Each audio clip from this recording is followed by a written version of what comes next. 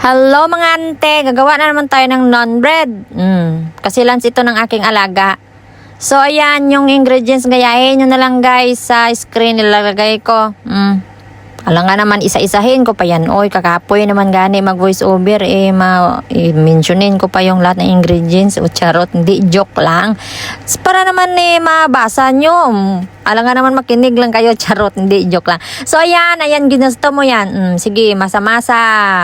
Pagkatapos natin masahin, so papahingain natin para magpahinga man siya. Oy, tapos kumuta natin dyan ba para sarap yung kanyang tulog. So habang pinapahinga natin yung ating dough, dito na naman tayo sa ating manok. Tinanggalan ko na yung balat guys kasi pinakuluan ko yan kasi himayin ko yan mamaya. Nilagyan ko ng mga pampalumay para namit ba.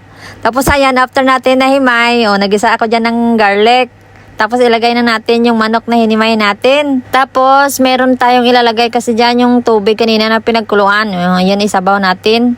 Tapos ito yan. Yung ready-made na curry flavor ba yan? Japanese style yan. So yan, naglagay lang ako ng 1/4 kasi konti lang naman yan niluto ko para nasa alaga ko.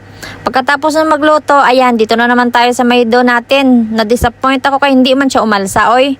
Bahala na. Sige, ito na kasi nagmamadali na ako kasi nag-aantay na yung aking Madam Busing dun sa labas. Siya, ayan, tignan nyo.